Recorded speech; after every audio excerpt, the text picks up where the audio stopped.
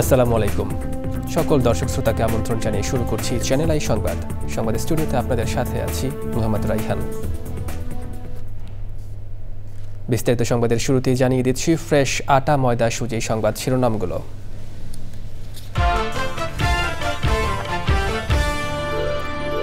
আন্দোলনকারী প্রকৌশল শিক্ষার্থীদের পরবর্তী কর্মসূচি ঘোষণা বিকেলে। জনদুর্ভোগ এড়াতে শাহবাগ অবরোধ না করার সিদ্ধান্ত। ত্রয়োদশ জাতীয় সংসদ নির্বাচনের কর্মপরিকল্পনা প্রকাশ আজ। এ সংক্রান্ত নথিতে নির্বাচন কমিশনের অনুমোদন। সরকারের সদিচ্ছা থাকলে নির্বাচন পেছানোর কারণ নেই মনে করে এলডিপি। 50টি আসনে নির্বাচনের প্রস্তুতি। সব পক্ষের সমন্বিত অংশগ্রহণে চামড়া শিল্পে সমৃদ্ধি আসার প্রত্যাশা। গবেষণা নজরদারি জবাবদিহিতে পরিবেশবিদদের গুরুত্বারোপ। জাতীয় কবি কাজী নজরুল ইসলামের সাহিত্যের বিশাল অংশ জুড়ে প্রকৃতি বন্দনা দিয়েছেন প্রকৃতি রক্ষার বার্তা। এবং সবুজে সাজাই বাংলাদেশ স্লোগানে নরসিংদীতে প্রকৃতি ও জীবন ক্লাবের বৃক্ষরোপণ। নতুন প্রজন্মকে পরিবেশ সচেতন করার প্রত্যাশা।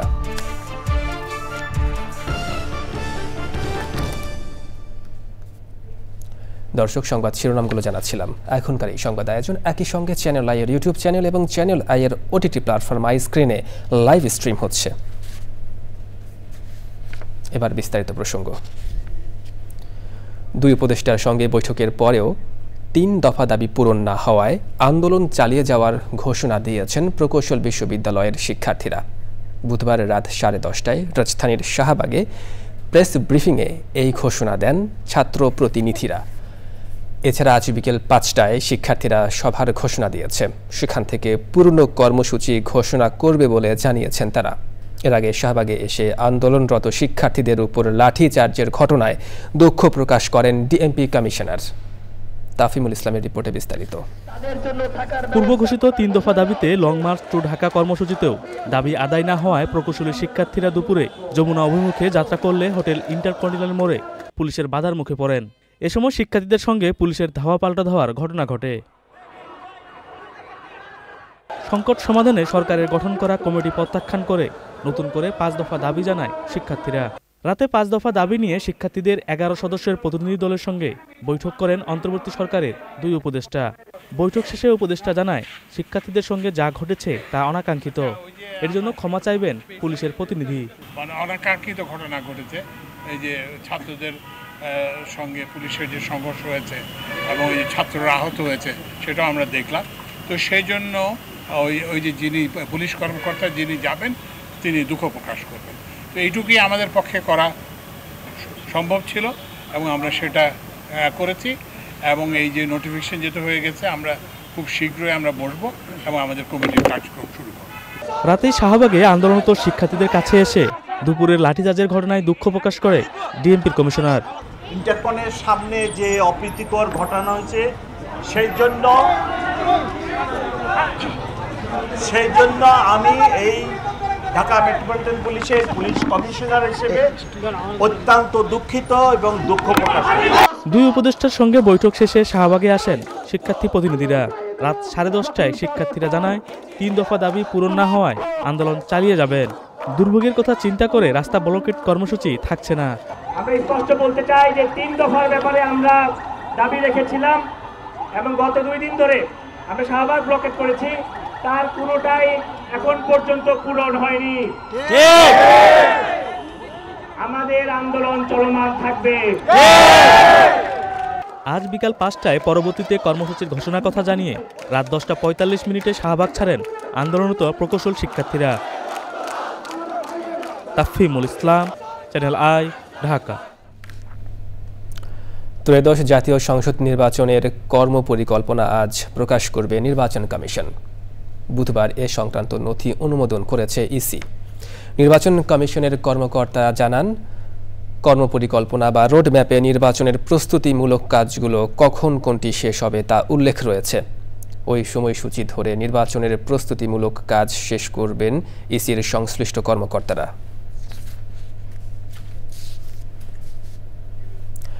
সরকারের সদিচ্ছা থাকলে নির্বাচন পেছানোর কোনো কারণ নেই বলে মনে করেন লিবারেল ডেমোক্রেটিক পার্টি এলডিপির মহাসচিব ডক্টর রেদওয়ান আহমেদ। চ্যানেল আইকে দেওয়া এক সাক্ষাৎকারে তিনি জানান, 50টি আসনে নির্বাচনের প্রস্তুতি নিয়ে কাজ করছে এলডিপি। বলেছেন, নির্বাচনী জোট কিংবা এককভাবে নির্বাচনে অংশ নেবে এলডিপি। আক্তার হোসেনের রিপোর্ট। 2012 সাল থেকে বিএনপির সঙ্গে জোটগতভাবে আন্দোলন ও নির্বাচন করে আসছে লিবারেল ডেমোক্রেটিক পার্টি এলডিপি। ফ্যাসিবাদ বিরোধী আন্দোলনে ও যুগপৎ কর্মসূচি পালন করে নিজেদের সক্রিয়তা ধরে রাখে দলটি।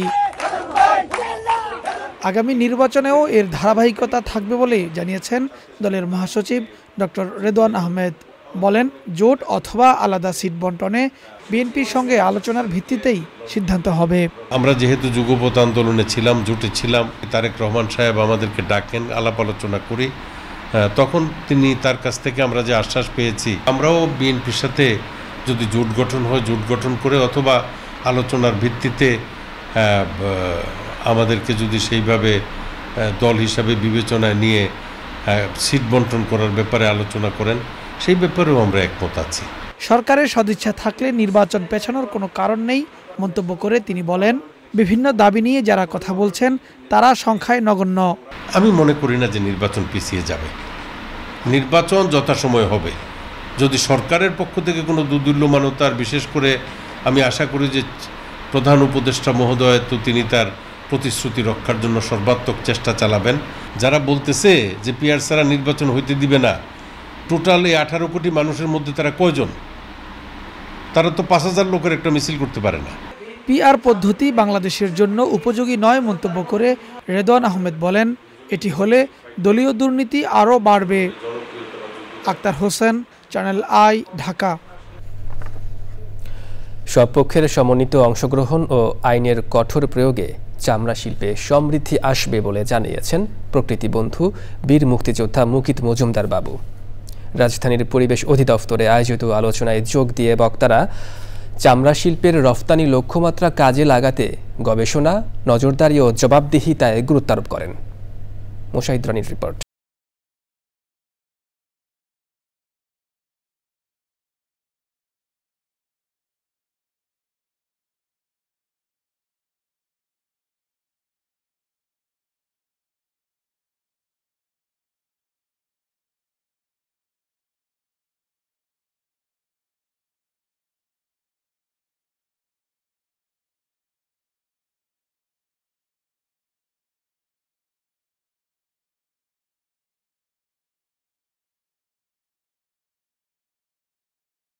প্রকল্পের আওতায় আলোচনা, ইন্ডাস্ট্রিতে যদি প্রিট্রিটমেন্টটা যদি ঠিকভাবে করা হয়, ব্যবসা ও নিজেদের স্বার্থে পরিবেশ বান্ধব শিল্প ব্যবস্থাপনার বিকল্প নেই বলে মত সংশ্লিষ্টদের। পরিবেশ রক্ষার জন্য আমরা অবশ্যই আমাদেরকে অ্যাওয়ার্ড থাকতে হবে, কাজ করতে হবে, এর কোনো বিকল্প নাই। কারণ প্রত্যেকটা মানুষের মৌলিক অধিকার একটি সুস্থ ভালো পরিবেশে বসবাস করা। Already we have the BOD COD KPI, but ট্রেনারিগুলো ইন্ডিভিজুয়ালি কেপিআইগুলোকে তারা ফুলফিল করছে কিনা এবং সেই অনুযায়ী কাজ করছে কিনা, এবং এই ব্যাপারে অ্যাওয়্যার করা, এডুকেট করা। এয়ারের ক্ষেত্রে হচ্ছে আমাদের convention source, BOC control order, energy management, এই বিষয়গুলোতে আমাদের লক্ষ্য রাখতে হবে। আমরা যখন ব্যবসা করব সেটা হবে জবাবদিহিমূলক ব্যবসা, দায়িত্বশীল ব্যবসা, এবং পরিবেশগত সুরক্ষা নিশ্চিত না করে কখনো সেটি দায়িত্বশীল ব্যবসা হতে পারে না। আমাদের এই যে লোভ, আমাদের যে প্রয়োজন, আমাদের আরাম আয়েশ, এটা বাড়াতে গিয়ে আমরা কিন্তু প্রকৃতির উপর প্রেশার ক্রিয়েট করছি। আমাদের চাপে কিন্তু প্রকৃতি বিরূপ হয়ে গেছে, পাগল হয়ে গেছে, এখন আমাদের উপর প্রতিশোধ আসতেছে। সম্মিলিত ব্যর্থতায় চামড়া খাত ধুঁকছে উল্লেখ করে টেকসই উৎপাদন, বাস্তবসম্মত লক্ষ্য নির্ধারণ সহ পরিবেশের বৈশ্বিক মানদণ্ড নিশ্চিতে জোর দেন বিশিষ্টজনরা। সেই 80-90 বছর আগে শুরু হয়েছিল পাকিস্তান থেকে তারপর বাংলাদেশে আমরা 54 বছর। যে ধরনের ইমপ্রুভমেন্ট হওয়া উচিত ছিল লেদার সেক্টরের, সেটা কিন্তু আমরা অ্যাচিভ করতে পারিনি। হেমায়তপুরে যে কারণে যাওয়া হলো, সেখানে কিন্তু আমরা নানা সমস্যায় পড়ে গেছি। সারা বাংলাদেশে পরিবেশ অধিদপ্তরের যে পরিমাণ সাপোর্ট দরকার, যে ধরনের এখানে লোকবল দরকার, সেটা কিন্তু বাড়াতে হবে। যদি সত্যিকারের মনিটরিং আমাদের বাড়াতে হয়, যতই আমরা সচেতনতা বাড়াই না কেন, হ্যাঁ, আইনের প্রয়োগ না হলে, আইন যদি না থাকে, তাহলে কিন্তু এই কাজের সফলতা আসবে না। মালিকপক্ষ, আইন, পরিবেশ এবং আমাদের সম্মিলিত প্রচেষ্টা, সেই সব কিছুই কিন্তু এক জায়গায় আনতে হবে। পরিবেশ অধিদপ্তর যত বেশি এগিয়ে আসবে এই ব্যাপারে, আমার মনে হয় এখান থেকে আমরা একটা ভালো একটা সমাধান পাবো। আমরা কিছুই করলাম না ওয়েস্ট ম্যানেজমেন্টের জন্য। আগামী দিন পর্যন্ত অপেক্ষা করা বা আগামী 1 বছর, আগামী 5 বছর অপেক্ষা করাটা আমাদের জন্য খুব কঠিন। ইন্টারন্যাশনাল যে অব্লিগেশন আছে সেটা তো কমপ্লাই করবই, কিন্তু তার চাইতে বেশি ইম্পর্টেন্ট হলো আমার দেশের মানুষকে বাঁচানোর জন্য যে কমপ্লায়েন্স দরকার, সেইটা আগে গুরুত্ব দেওয়া দরকার।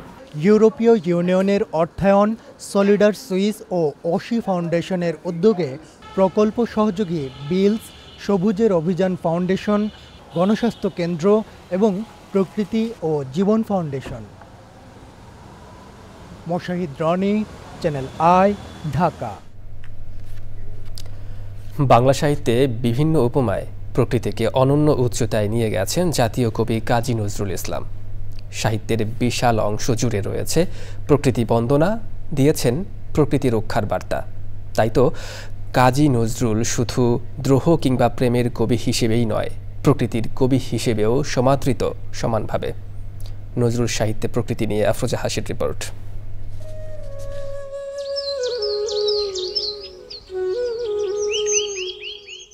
যুগে যুগে রূপসী বাংলার প্রকৃতির সৌন্দর্যে মোহিত হয়েছেন অসংখ্য কবি সাহিত্যিক। প্রাতিষ্ঠানিক শিক্ষাবঞ্চিত জীবন ও জীবিকার কঠিন বাস্তবতার সামনে দাঁড়িয়েও প্রকৃতির প্রেমে পড়েছিলেন দ্রোহ বা সাম্যের কবি নজরুলও।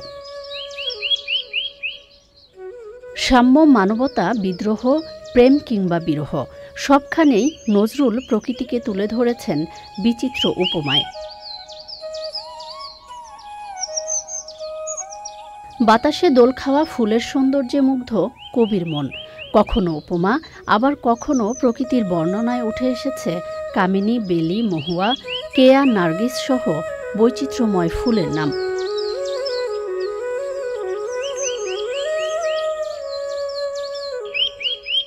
স্বাধীনতা, প্রেম, বিরহ, আনন্দ কিংবা বিষাদ, বিভিন্ন অনুভূতির প্রতীক হিসেবে নজরুল সাহিত্যকর্মে ঠাঁই পেয়েছে বউ কথা কও, চড়ুই পাখির ছানা কিংবা শালিক, ময়না, বুলবুলি, টিয়া সহ বিভিন্ন পাখি। বাংলার ঋতু পরিক্রমায় বসন্তকে নতুন জীবন আর গ্রীষ্মের খরতাপকে তুলে ধরেছেন দুঃখ কষ্টের প্রতীক হিসেবে। নজরুলের সাহিত্যে যেমন রয়েছে প্রকৃতিপ্রেম, তেমনি রয়েছে প্রকৃতি ধ্বংসের চিত্র আর সংরক্ষণের জোরালো আহ্বানও।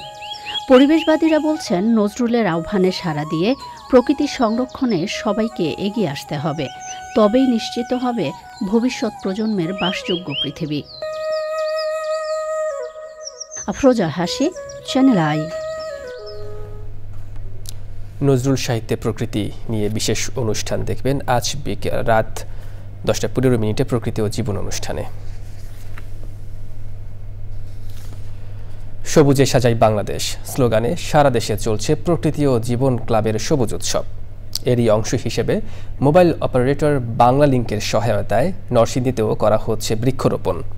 ঘোড়াদিয়া উচ্চ সরকারি প্রাথমিক বিদ্যালয়ের শিক্ষার্থীদের উপহার দেওয়া হয় বিলুপ্ত প্রায় নানান জাতের দেশীয় গাছের চারা। এমন উদ্যোগ প্রাকৃতিক ভারসাম্য রক্ষার পাশাপাশি নতুন প্রজন্মকে পরিবেশ সচেতন করবে প্রত্যাশা সুধীজনদের। সুমন রায়ের তথ্য, ভিডিও চিত্রে আফরোজা হাসির রিপোর্ট। জলবায়ু পরিবর্তনের বিরূপ প্রভাবে বন্যা, খরা, সমুদ্রপৃষ্ঠের উচ্চতা বেড়ে যাওয়ার পাশাপাশি খাদ্য সংকট ও বাস্তুচ্যুতির মতো সমস্যায় চরম হুমকিতে মানব সভ্যতা। পরিস্থিতির উত্তরণের পাশাপাশি ভবিষ্যৎ প্রজন্মকে সুস্থ সুন্দর পৃথিবী উপহার দিতে সারা দেশের মতো নরসিংদীতেও প্রকৃতি ও জীবন ক্লাবের বৃক্ষরোপণ। এই যে গাছ আমরা লাগাই, এই গাছের এত বেশি উপকারিতা বলে শেষ করা যায় না।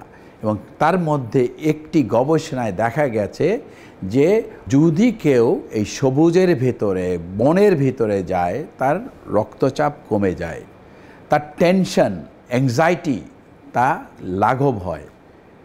যে কাজটি করলে আমাদের শারীরিক এই উন্নতি হয়, শারীরিক স্বাস্থ্য ভালো থাকে, সে কাজটি কিন্তু আমাদের সবার করা উচিত। সুতরাং আসুন সারা বাংলাদেশটাকে আমরা সবুজে ছেয়ে ফেলি।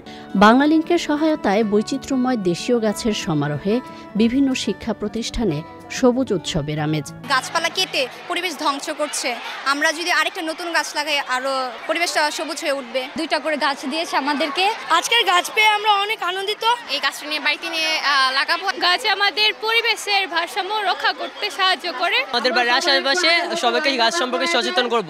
জনসংখ্যা বৃদ্ধির সাথে সাথে শিল্পায়নের কারণে আমাদের সবুজ জন্মভূমি এটা অনেকটাই বসবাসের অনুপযোগী হয়ে আসছে। আমরা সবাই বৃক্ষরোপণের মাধ্যমে দেশটাকে আবার সবুজে শ্যামলে ভরে দিতে পারি।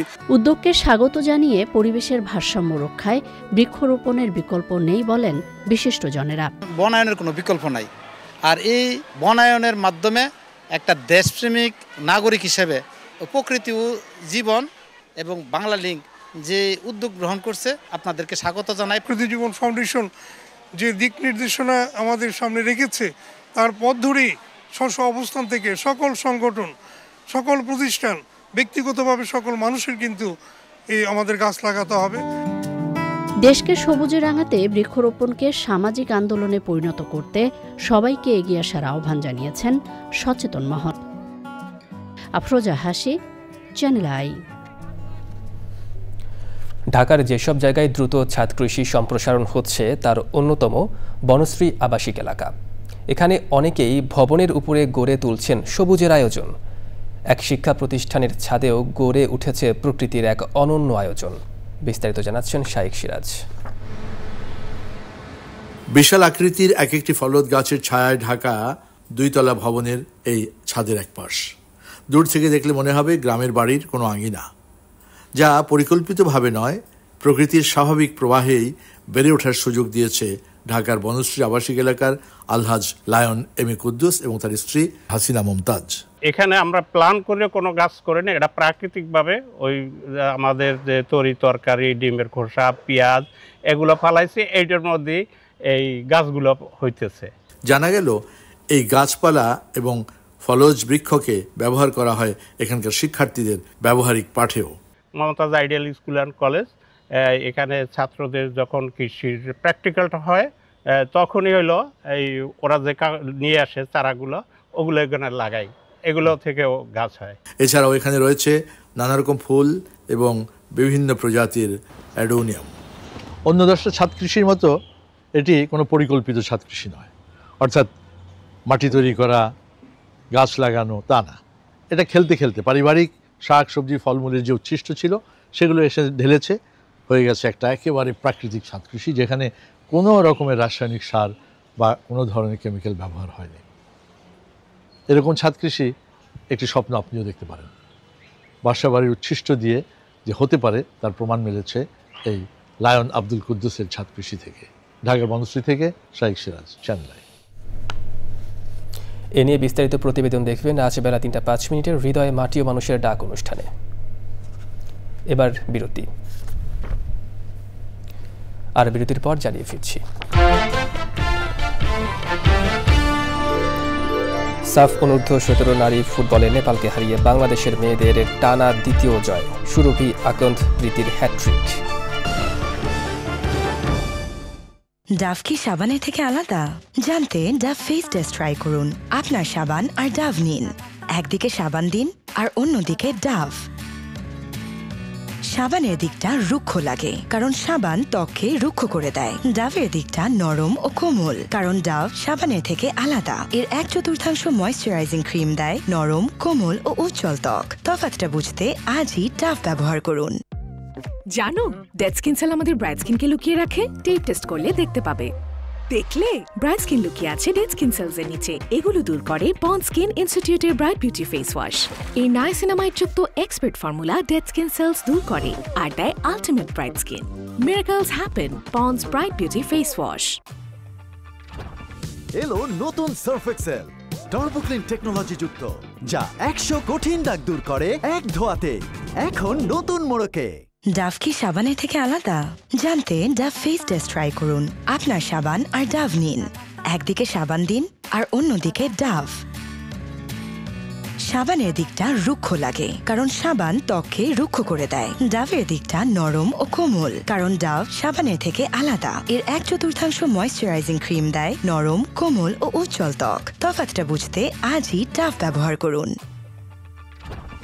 এলো নতুন Surf Excel turbo clean technology যুক্ত, যা 100 কঠিন দাগ দূর করে এক ধোয়াতে। এখন নতুন মোড়কে। ডাভ কি সাবানের থেকে আলাদা?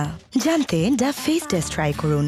আপনার সাবান আর ডাভ নিন, একদিকে সাবান দিন আর অন্যদিকে ডাভ।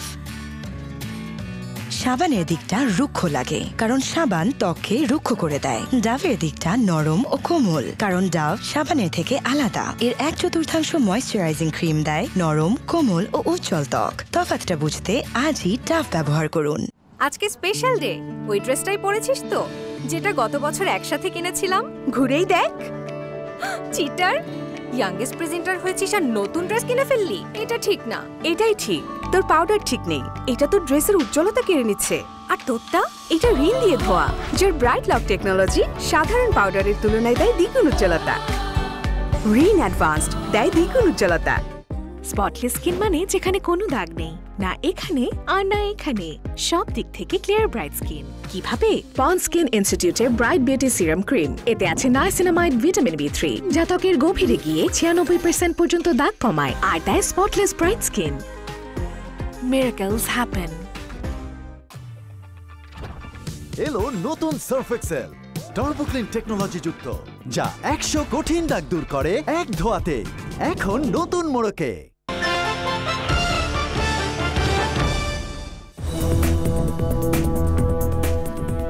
দর্শক, বিরতির পর আরও একবার স্বাগত চ্যানেল আই সংবাদে।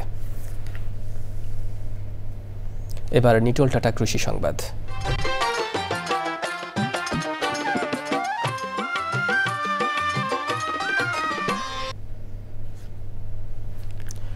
নওগাঁয় মিষ্টি কুমড়া চাষ করে লাভবান হয়েছেন প্রায় 15,000 কৃষক। কুমড়া চাষে সার বা কীটনাশক ব্যবহার করতে হয় না। এতে একদিকে ভোক্তারা যেমন সার ও কীটনাশক মুক্ত সবজি পাচ্ছেন, অন্যদিকে উৎপাদন খরচ কম হওয়ায় ভালো দাম পেয়ে কৃষকও লাভবান হচ্ছেন। এবার প্রকৃতি সংবাদ।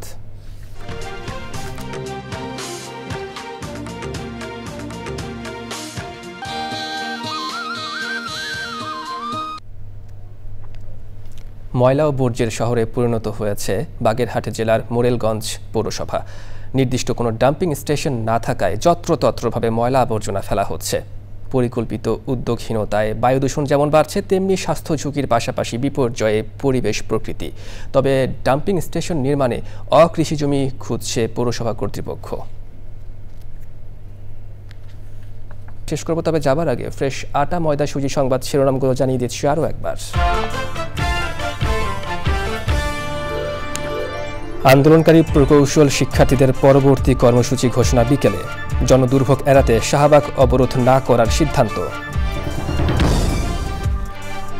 ত্রয়োদশ জাতীয় সংসদ নির্বাচনের কর্মপরিকল্পনা প্রকাশ আজ।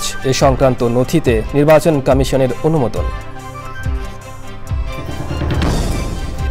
সরকারের সদিচ্ছা থাকলে নির্বাচন পেছানোর কারণ নেই মনে করে এলডিপি। 50টি আসনে নির্বাচনের প্রস্তুতি। সব পক্ষের সমন্বিত অংশগ্রহণে চামড়া শিল্পে সমৃদ্ধি আসার প্রত্যাশা। গবেষণা, নজরদারি, জবাবদিহিতে পরিবেশবিদদের গুরুত্বারোপ। জাতীয় কবি কাজী নজরুল ইসলামের সাহিত্যের বিশাল অংশ জুড়ে প্রকৃতি বন্দনা, দিয়েছেন প্রকৃতি রক্ষার বার্তা। এবং সবুজে সাজাই বাংলাদেশ স্লোগানে নরসিংদীতে প্রকৃতি ও জীবন ক্লাবের বৃক্ষরোপণ, নতুন প্রজন্মকে পরিবেশ সচেতন করার প্রত্যাশা।